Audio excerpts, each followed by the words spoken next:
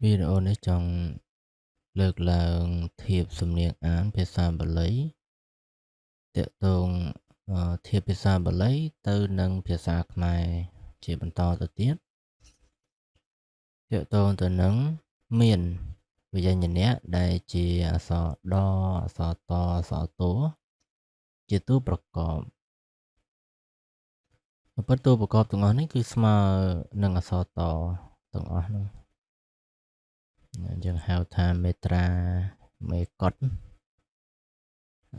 ក្រុមពួកដែលជាអក្សរតជាតួប្រកប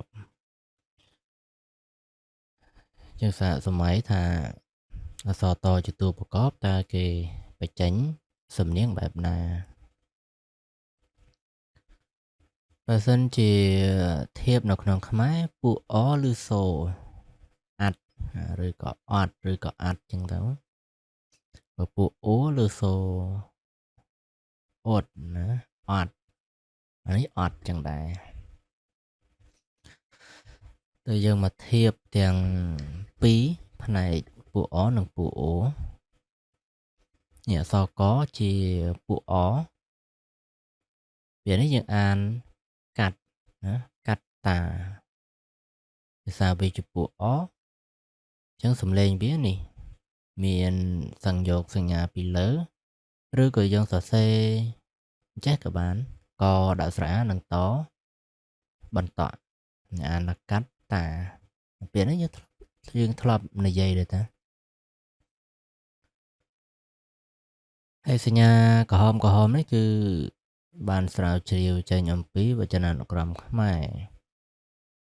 ថាពាក្យនឹងនីមួយលោកបង្កប់ឲ្យអានថាម៉េចនៅពាក្យហ្នឹងខត្តយៈអញ្ចឹងលោកសរសេរខដាក់ស្រៈនឹងតបន្តនេះអក្សរតដែលជាតួប្រកបពាក្យហ្នឹងឆាត់ណាយើងអានឆាត់បើយើងអានឆាត់ដែរវាស្របជាមួយនឹងភាសាខ្មែរពាក្យនេះសัตว์ណាអាត់ចឹងទៅ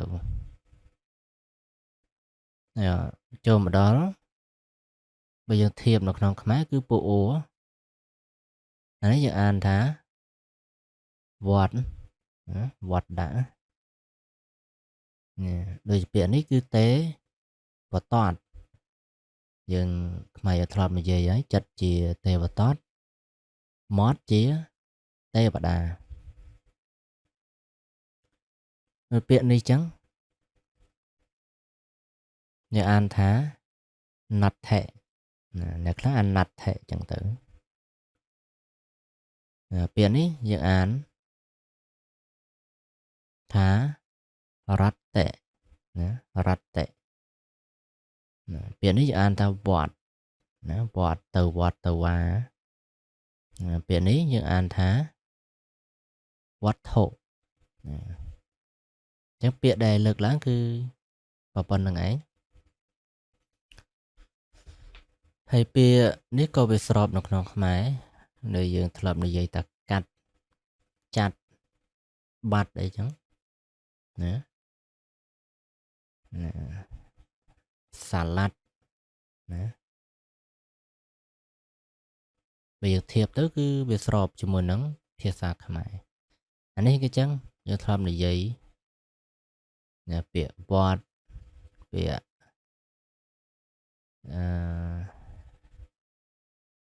ពាក្យគាត់ណាពាក្យតតណាយកជើងតតឬក៏យើងហៅថាគាត់ហើយហ្នឹងណាវាស្របគ្នាជាមួយនឹងភាសាខ្មែរប៉ុន្តែតកតងទៅនឹងអក្សរតដែលជាតួប្រកបនេះខ្ញុំធ្លាប់ឮអ្នកខ្លះគេអានថាដោយពាក្យនេះចឹងគេអានទៀតគេអានទៀតនេះគេអានវត្តអីចឹងទៅនៅក្នុងភាសាបាលីឥឡូវបើយើងអានបញ្ចេញសំនៀងបែបហ្នឹងយើងមិនដឹងថាតើរអក្សរឬក៏ស្រៈខ្មែរណាដើម្បីទៅកត់ត្រាសូរសំឡេងដែលយើងបានអានហ្នឹងពីព្រោះការអាន ពេលដែលគេអានបញ្ចេញសំនៀងទៅតើវាត្រូវជាមួយនឹងតួអក្សរណាតើគេអាចរកតួអក្សរហ្នឹងយកមកកត់ត្រាកត់ត្រាសូរសំឡេងដែលយើងអានឬក៏បញ្ចេញនឹងត្រូវដែរឬអត់នេះដូចជាអង់គ្លេសហ្នឹងអាននាំគ្នាអាន wet អីចឹងទៅអាន tet អីចឹងទៅអាន red អីចឹងទៅអាន net អីចឹងទៅពាក្យនេះអាន wet អីចឹងទៅ wet ថុអីចឹងទៅហើយអាពាក្យទាំងអស់ហ្នឹងអានដែលយើងអាន wet ហ្នឹងតែវាស្របជាមួយនឹងខ្មែរត្រង់ស្រៈមួយណាតែយក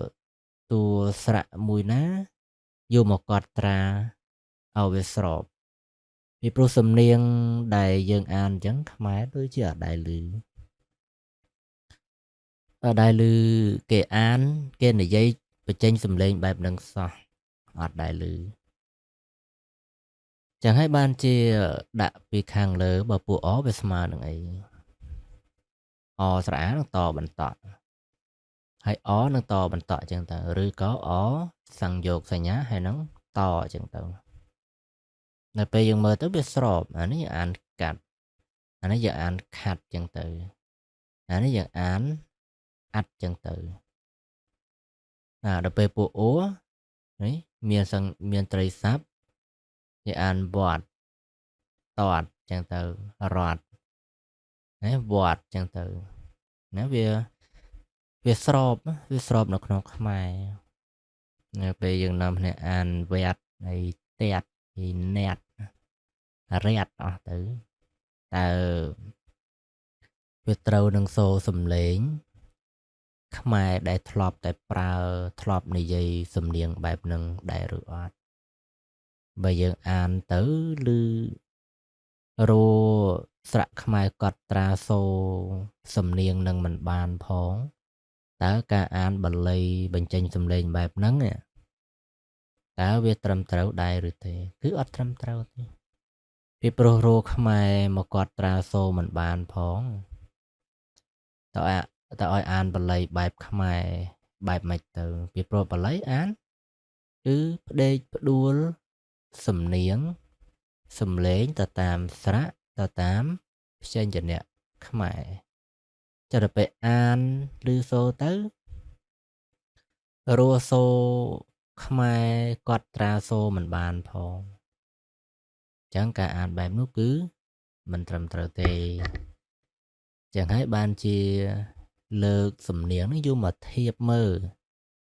ពីព្រោះពេលខ្លះចេះតែនឹកឃើញអានទៅភ្លេចចាប់អារម្មណ៍ថាតើពាក្យហ្នឹង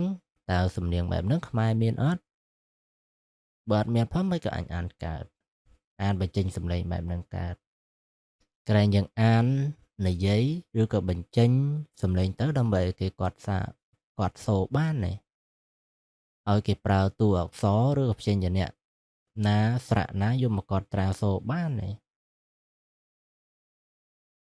ធ្វើបើតែខ្មែរស្រៈច្រើនមែនតែដល់ពេលយើងនាំគ្នាអានវត្ត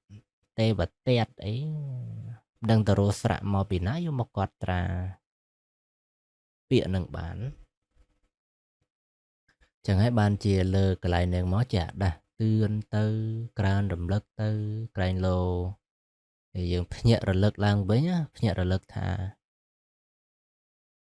ភ្ញាក់រលឹកត្រង់ថាយើងចេះយកវាមកធៀបនៅក្នុងភាសាខ្មែរបានយើងចេះភ្ញាក់ថាអូអ្វីដែលយើងអានហ្នឹងគឺខុសបាត់ចេះយើងអានតែមិនដើម្បីស្របក្នុងខ្មែរចឹងយើងយកមកអក្សរតដែលជាតួប្រកបយើងមើលនៅក្នុងវចនានុក្រមផងលោកបង្កប់ឲ្យអានថាម៉េចនឹងមួយទៀតយើងធៀបសំនៀងដែលអក្សរតជាតួប្រកបនៅក្នុងខ្មែរយើងធ្លាប់និយាយដូចជាពួកអហ្នឹងដូចធ្លាប់និយាយដូចថាខាត់បាត់ចាត់អីកាត់អីចឹងទៅនឹងវាស្របអញ្ចឹងបើពួកអូដូចជាពាក្យវត្តដូចជាពាក្យតតពាក្យអីគេពាក្យកត់អីចឹងទៅពាក្យឡត់អីចឹងទៅពាក្យញាត់អីចឹងទៅឃើញទេ វាស្របគ្នាអញ្ចឹងតែដល់ពេលអានឬសំនៀងខុសពីហ្នឹងអាហ្នឹងវាអត់ស្របខ្មែរទេអញ្ចឹងកន្លែងហ្នឹងគឺសូមបញ្ចប់ត្រឹមប៉ុណ្ណឹងតែចោះ